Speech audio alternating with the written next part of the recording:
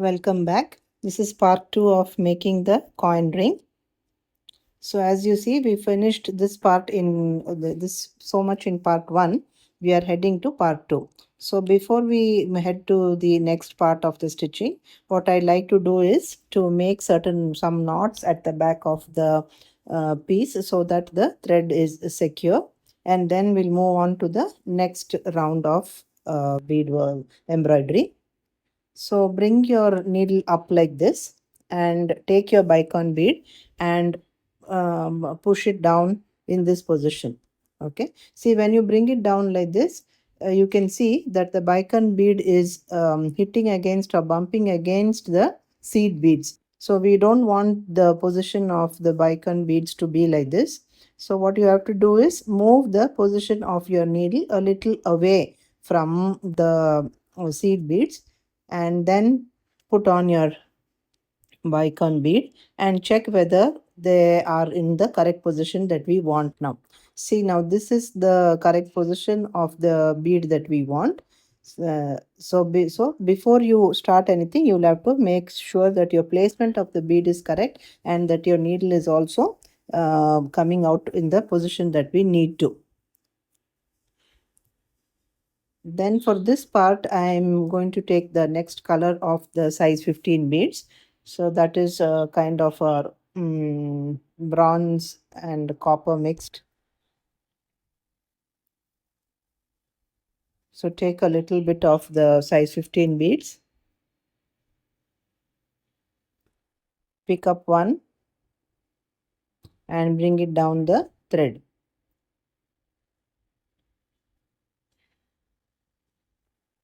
And now hold the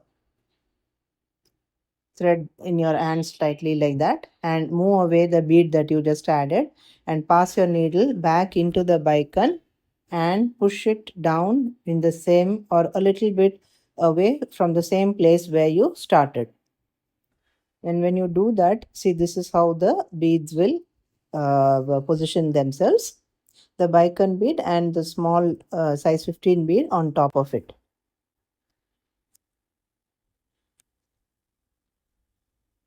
Now to add the next bead, again you have to be sure of the placement of your needle. See, I just inserted my needle next to the bead and I'm going to add the bicon bead now. See, you can see that it is hitting against the one that you already added. So that is not the position that we want. So move the needle position a little bit away from the first one that you added. So this will come with experience or by eyeballing it. So it's always better to make sure that your placement of the beads are correct. See, this is almost this is the correct position that we will want the beads to sit. So now when you're ready, you can pull out the needle. So just make sure before you do anything, make sure that the beads are sitting right next to each other without any gaps also. And after you place that bead, take the size 15 bead and bring it down your thread. Move the bead away and insert your needle back into the bicon and very near to the position where you started. Okay, so that places our second bicon bead in the proper position. So this way you will continue to do all around this circle. So each time you have to be very careful about placing the beads properly so that they sit next to each other and not crowding or not too many gaps between them.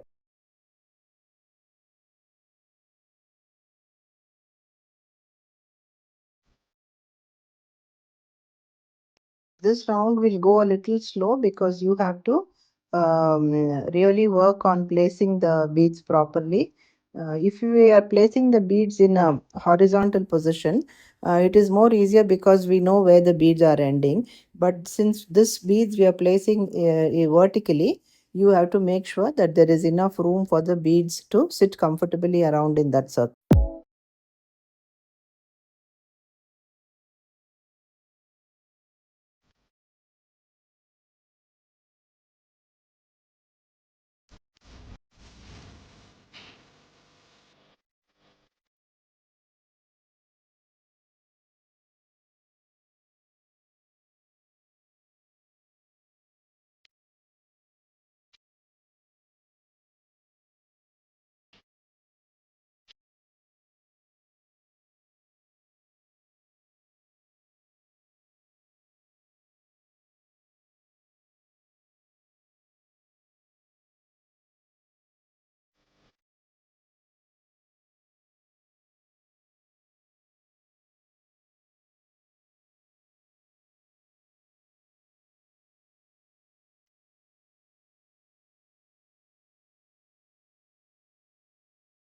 So carefully add the icons all around like this. Take your time and do it slowly if need be, because the placement of these beads are very important to get a proper circle. And even if you do not do it properly, your circle may not end up to be a circle.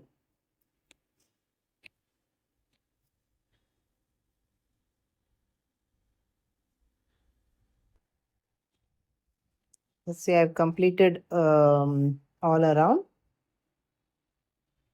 And as you can see, after completing it, I can still see that these are quite shaky and not strong enough.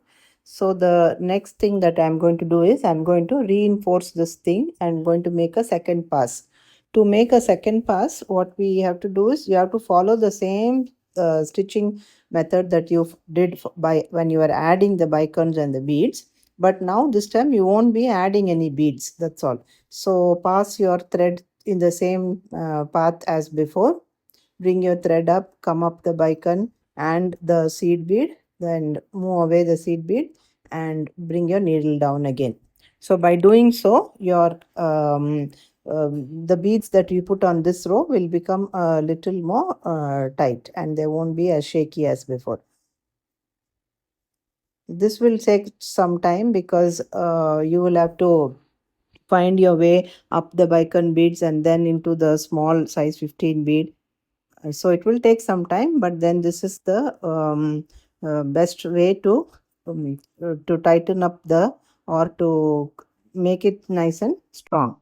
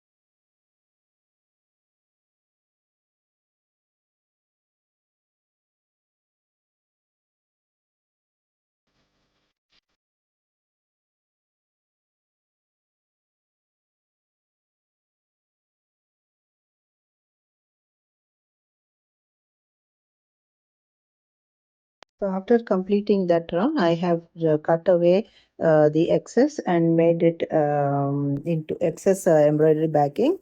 And this is the circle that I have now. You can see that my thread, my working thread is still there. I've also made a couple of knots so that if I want to proceed with the same thread, I will use the same thread. Otherwise, I'll add a new thread. The next step is to prepare the backing for this embroidery piece. So what we have to do is you take your ruler and place your embroidery piece in the circle that it fits. Not exactly fits, but it should be smaller than the circle that's there. Okay, so I mean the backing material should be bigger than your embroidery piece, a little bit bigger. Here the backing material that I'm taking is a fall leather, or it's also it can be a suede also. It has got two sides, the soft side and the back side. The back side is black in color and the softer side is of a different color. So place your backing like this. Choose the circle that you have selected. Place it on your backing like this. Mark it with a pencil and cut it out. And when you cut it out, this is the circle that you will get. This is the back side. So the back side and the back side goes together like this. Okay, now we want this circle to be a tad bit bigger than the one that you have of your embroidery piece. Now before sticking on, we also have to add the ring base onto this. Closed like this. Okay, now this has to go on. So this has to be stuck on like that at the back. So and also we can also do it like this. You can stick the suede and then stick on your ring back like this. But this the one part will be shown. So there is another method where you can keep only the ring and the base can be hidden inside the piece. So what we do is just make sure where you have to place them. Just check out like that. If I put it like this, and after you're sure it is in the center, you take a pencil and just make a marking. So I'm marking on the right side. We should actually mark on the back side so that the pencil mark also will be nice and visible.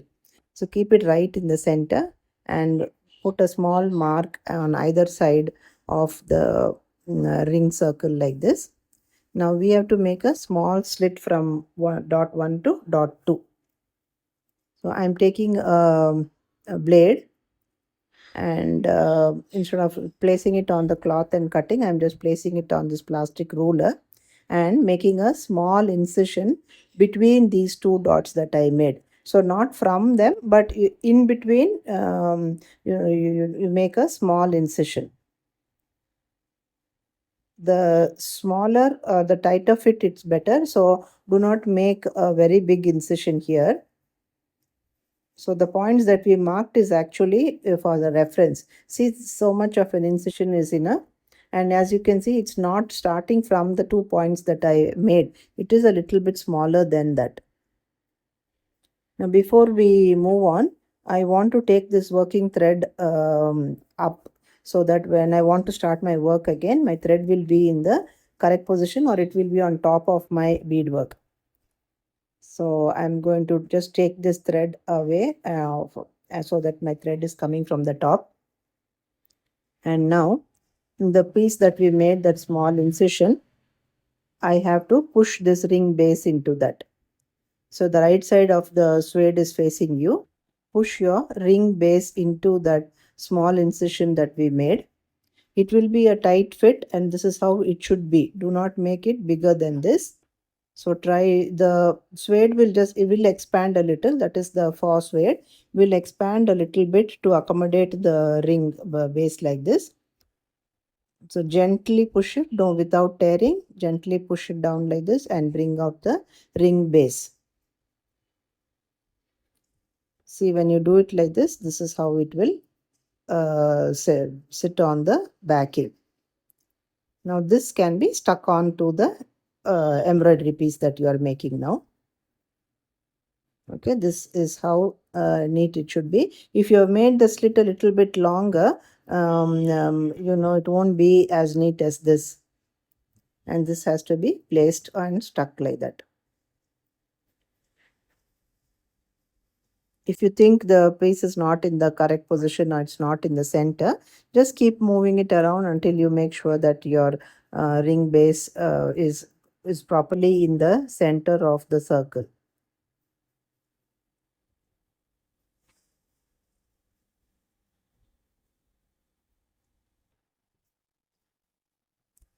So now is the time to stick it on. I have taken E6000 glue.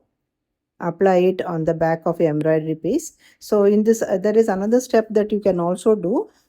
In between these two layers, you can also stick a piece of very lightweight cardstock paper to make it a little more firm.